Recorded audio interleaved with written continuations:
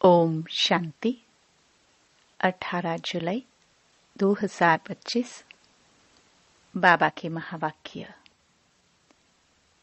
मीठे बच्चे, अपने ऊपर आपे ही रहम करो। बाप जो श्रीमत देते हैं उस पर चलते रहो। बाप की श्रीमत है, बच्चे टाइम वेस्ट ना करो, सुलटा कार्य करो। प्रश्न: जो तकदीरवान बच्चे हैं उनकी मुख्य धारणा कौन सी होगी? उत्तर: तकदीरवान बच्चे सवेरे सवेरे उठकर बाप को बहुत प्यार से याद करेंगे, बाबा से मीठी मीठी बातें करेंगे, कभी भी अपने ऊपर बेरहमी नहीं करेंगे। वह पास विद ऑनर होने का पुरुषार्थ कर स्वयं को राजाई के लायक बनाएंगे। ओम शांति। बच्चे बाप के सामने बैठे हैं तो जानते हैं कि हमारा बेहद का बाप है और हमको बेहद का सुख देने के लिए श्रीमत दे रहे हैं। उनके लिए गाया ही जाता है, रहमदिल लिबरेटर बहुत महिमा करते हैं। बाप कहते हैं, सिर्फ महिमा की भी बात नहीं, बाप का तो फर्ज है बच्चों को मत देना। बेहद का बाप भी मत देते हैं। ऊंचते ऊंच बाप है तो जरूर उनकी मत भी ऊंचते ऊंच होगी। मत लेने वाली आत्मा है।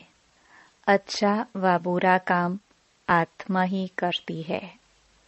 इस समय दुनिया को मिलती है रावण की मत, तुम बच्चों को मिलती है राम की मत। रावण की मत से बेरहम हो उल्टा काम करते हैं।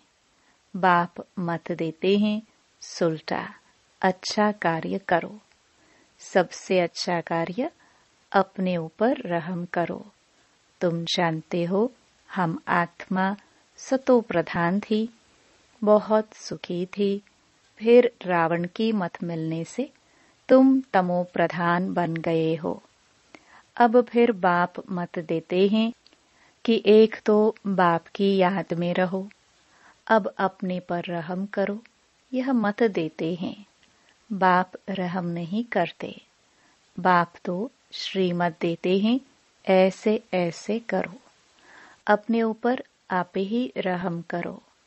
अपने को आत्मा समझ और अपने पतित पावन बाप को याद करो तो तुम पावन बन जाएंगे। बाप राय देते हैं, तुम पावन कैसे बनेंगे?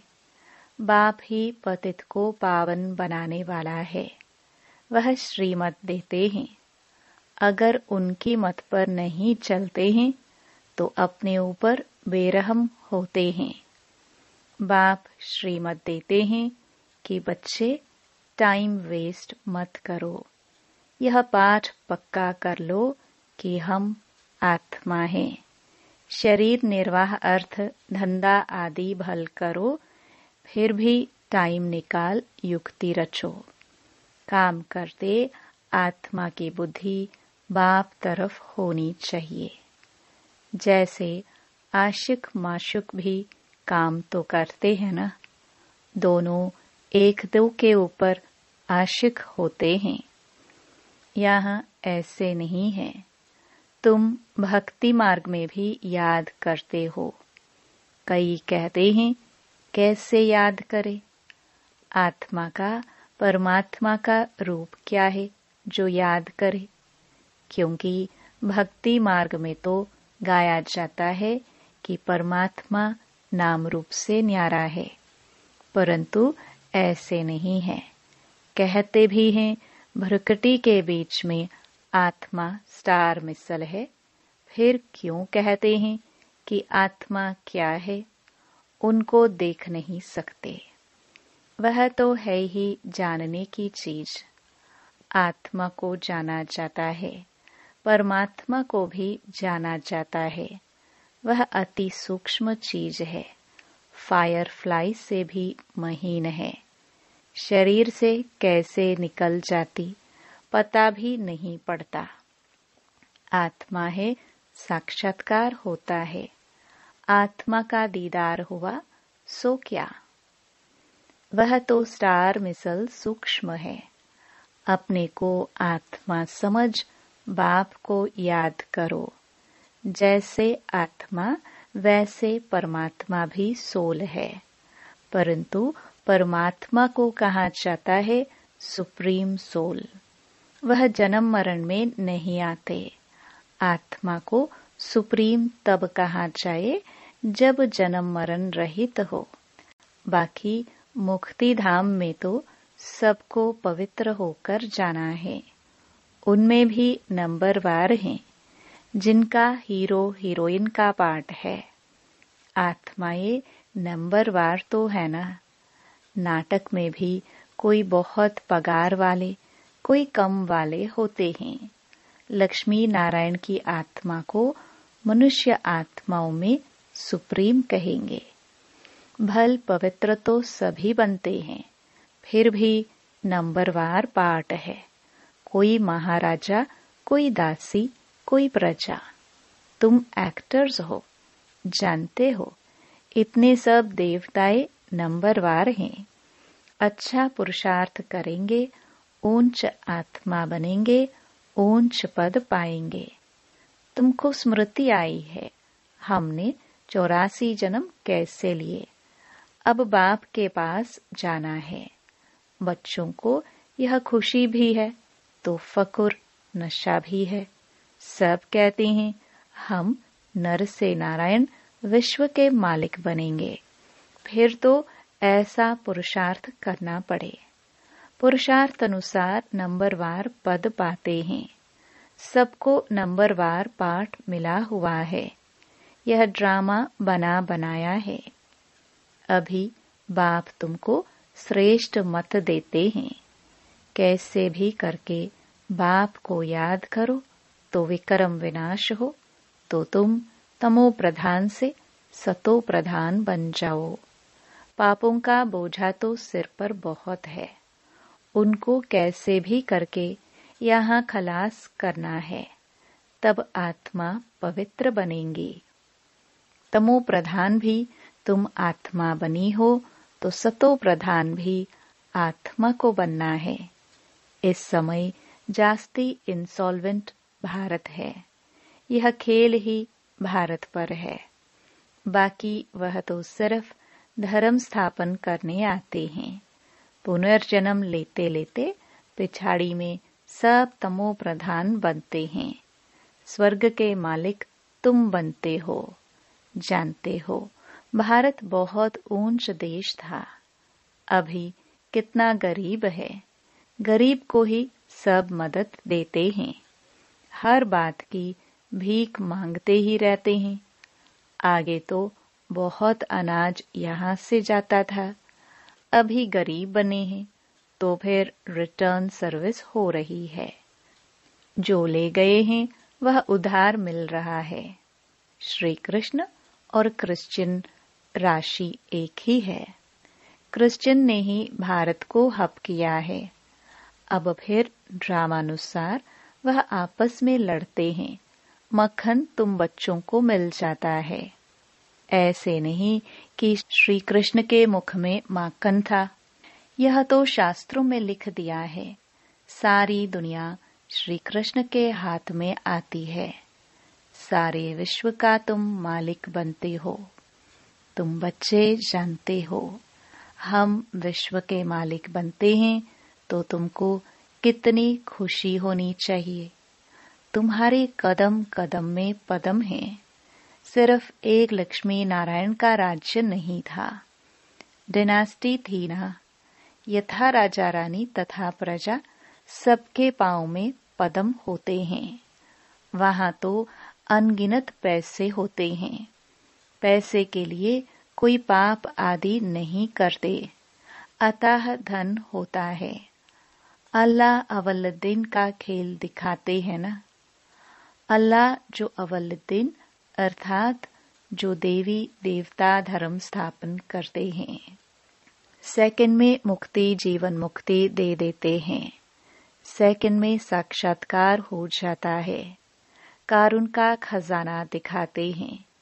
मेरा श्री कृष्ण से साक्षात्कार में डांस करती थी। वह था भक्ति मार्ग। यह भक्ति मार्ग की बात नहीं। तुम तो वैकुंठ में प्रैक्टिकल में जाकर राज्य भाग्य करेंगे। भक्ति मार्ग में सिर्फ साक्षात्कार होता है। इस समय तुम बच्चों को एम ऑब्जेक्ट का साक्षात्कार होता है। जानते हो, हम यह बनेंगे। बच्चों को भूल जाता है, इसलिए बैज दिए जाते हैं। अभी हम बेहद के बाप के बच्चे बने हैं। कितनी खुशी होनी चाहिए। यह तो घड़ी घड़ी पक्का कर देना चाहिए। परंतु माया ऑपोजिशन में है तो वह खुशी भी उड़ जाती है। बाप को याद करते रहेंगे तो नशा रहेगा। बाबा हमको विश्व का मालिक बनाते हैं, फिर माया भुला देती हैं, तो फिर कुछ न कुछ विकर्म हो जाता है। तुम बच्चों को स्मृति आई है, हमने 84 जन्म लिए हैं और कोई 84 जन्म नहीं लेते हैं। यह भी समझना है, जितना हम याद करेंगे उतना ऊंच पद पाएंगे। और फिर आप समान भी बनाना है, प्रजा बनानी है। Charity begins at home. तीर्थों पर भी पहले खुद जाते हैं, फिर मित्र संबंधियों आदि को भी इकट्ठा ले जाते हैं। तो तुम भी प्यार से सबको समझाओ। सब नहीं समझेंगे। एक ही घर में बाप समझेगा तो बच्चा नहीं समझेगा। माँ बाप कितना भी बच्चों को कहेंगे पुरानी दुनिया से दिल नहीं लगाओ, फिर भी मानेंगे नहीं, तंग कर देते हैं। जो यहाँ का सैपलिंग होगा वही फिर आकर समझेंगे। इस धर्म की स्थापना देखो कैसे होती है, और धर्म वालों की सैपलिंग नहीं लगती। वह तो ऊपर से आते हैं, उनके फॉलोअर्स भी आते रहते हैं। यह तो स्थापना करते हैं और फिर सबको पावन बनाकर ले जाते हैं। इसलिए उनको सतगुरु लिबरेटर कहा जाता है। सच्चा गुरु एक ही है। मनुष्य कभी किसकी सद्गति नहीं करते।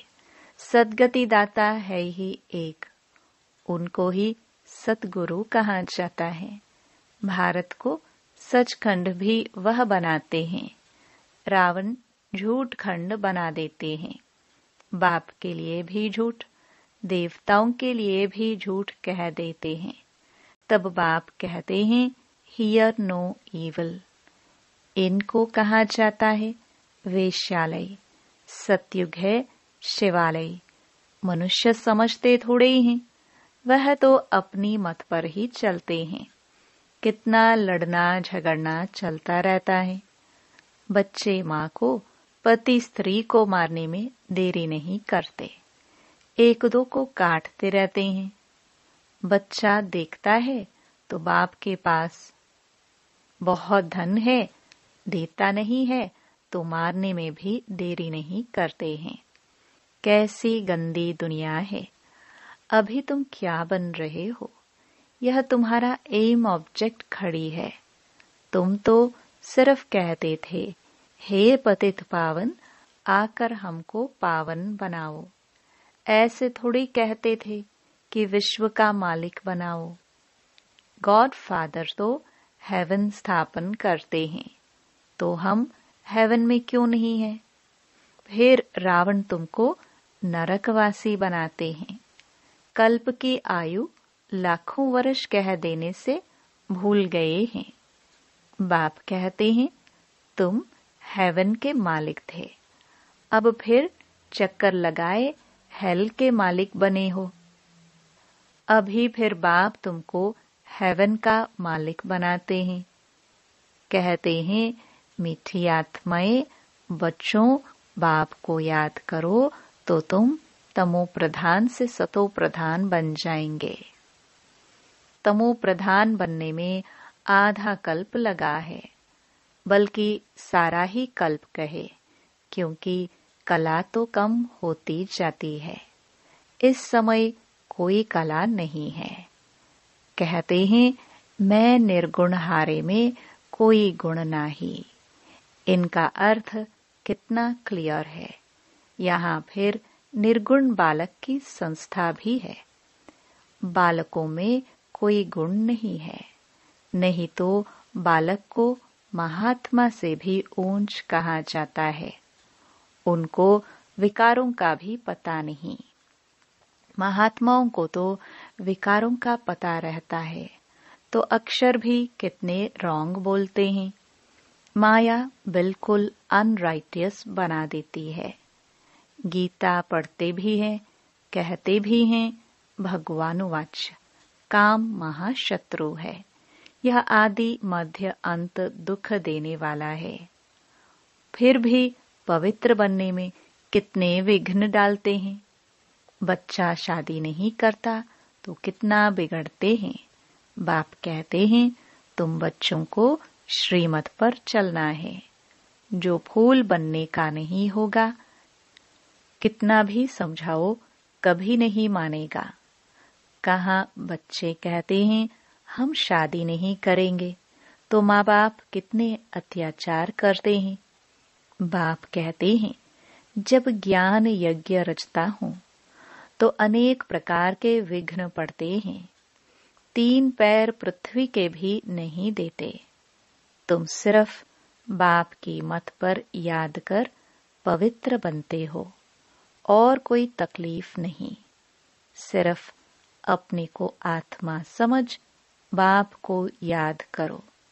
जैसे तुम आत्माएं इस शरीर में अवतरित हो, वैसे बाप भी अवतरित है। फिर कच्छ अवतार मच्छ अवतार कैसे हो सकते? कितनी गाली देते हैं। कहते हैं कंकड़ कंकड़ में भगवान है। बाप कहते हैं मेरी और देवताओं की ग्लानि करते हैं। मुझे आना पड़ता है। आकर तुम बच्चों को फिर से वर्षा देता हूँ। मैं वर्षा देता हूँ, रावण श्राप देता है। यह खेल है। जो श्रीमत पर नहीं चलते हैं तो समझा जाता है इनकी तकदीर इतनी ऊंच नहीं है। तकदीर वाले सवेरे सवेरे उठकर याद करेंगे, बाबा से बातें करेंगे। अपने को आत्मा समझ बाप को याद करो तो विकर्म विनाश हो। खुशी का पारा भी चढ़ेगा। जो पास विद ऑनर होते हैं वही राजाई के लायक बन सकते हैं। सिर्फ एक लक्ष्मी नारायण नहीं राज्य करते हैं, डिनास्टी है। अब बाप कहते हैं तुम कितना स्वच्छ बुद्धि बनते हो। इनको कहा जाता है सत्संग। सत्संग एक ही होता है। जो बाप सच्ची सच्ची नॉलेज दे, सचखंड का मालिक बनाते हैं। कल्प के संगम पर ही सत का संग मिलता है। स्वर्ग में कोई भी प्रकार का सत्संग होता नहीं। अभी तुम हो रूहानी सैल्वेशन आर्मी। तुम विश्व का बेड़ा पार करते हो। तुमको सैल्वेज करने वाला, श्रीमत देने वाला बाप है। तुम्हारी महिमा बहुत भारी है। बाप की महिमा, भारत की महिमा अपरम अपार है। तुम बच्चों की भी महिमा अपरम अपार है। तुम ब्रह्मांड के भी और विश्व के भी मालिक बनते हो। मैं तो सिर्फ ब्रह्मांड का मालिक हूँ। पूजा भी तुम्हारी डबल होती है। मैं तो देवता नहीं बनता हूँ जो डबल पूजा हो। तुम्हारे में भी नंबरवार समझते हैं और खुशी में आकर पुरुषार्थ करते हैं। पढ़ाई में फर्क कितना है। सतयुग में लक्ष्मी नारायण का राज्य चलता है, वहां वजीर होते नहीं। लक्ष्मी नारायण जिनको भगवान भगवती कहते हैं, वह फिर वजीर की राय लेंगे क्या। जब पतित राजाएं बनते हैं तब फिर वजीर आदि रखते हैं। अभी तो है प्रजा का प्रजा पर राज्य। तुम बच्चों को इस पुरानी दुनिया से वैराग्य है, ज्ञान, भक्ति, वैराग्य। ज्ञान सिर्फ रूहानी बाप सिखलाते हैं, और कोई सिखला न सके। बाप ही पतित पावन सर्व का सद्गति दाता है। अच्छा, मीठे मीठे सिखिलदे बच्चों प्रति माता पिता बाप दादा का याद प्यार और गुड मॉर्निंग। रूहानी बाप की रूहानी बच्चों को नमस्ते। धारणा के लिए मुख्य सार। पहला, बाप की याद के साथ साथ आप समान बनाने की सेवा भी करनी है। Charity begins at home. सबको प्यार से समझाना है। दूसरा, इस पुरानी दुनिया से बेहद का वैरागी बनना है। Hear no evil, see no evil. उस बेहद बाप के बच्चे हैं, वह हमें कारुण का खजाना देते हैं। इसी खुशी में रहना है। वरदान, हर संकल्प, बोल और कर्म को फलदायक बनाने वाले रूहानी प्रभावशाली भव। जब भी किसी के संपर्क में आते हो तो उनके प्रति मन की भावना स्नेह, सहयोग और कल्याण की प्रभावशाली हो। हर बोल किसी को हिम्मत, उल्लास देने के प्रभावशाली हो। साधारण बातचीत में समय ना चला जाए। ऐसे ही हर कर्म फलदायक हो, चाहे स्व के प्रति, चाहे दूसरों के प्रति। आपस में भी हर रूप में प्रभावशाली बनो। सेवा में रूहानी प्रभावशाली बनो, तब बाप को प्रत्यक्ष करने के निमित्त बन सकेंगे। स्लोगन, ऐसी शुभ चिंतक मणि बनो जो आपकी किरणें विश्व को रोशन करती रहे। अव्यक्त इशारे, संकल्पों की शक्ति जमाकर श्रेष्ठ सेवा के निमित्त बनो। समय प्रमाण शीतलता की शक्ति द्वारा हर परिस्थिति में अपने संकल्पों की गति को, बोल को शीतल और धैर्यवत बनाओ। यदि संकल्प की स्पीड फास्ट होगी तो बहुत समय व्यर्थ जाएगा, कंट्रोल नहीं कर सकेंगे। इसलिए शीतलता की शक्ति धारण कर लो तो व्यर्थ से बच जाएंगे। यह क्यों, क्या, ऐसा नहीं, वैसा, इस व्यर्थ की फास्ट गति से छूट जाएंगे। ओम शांति।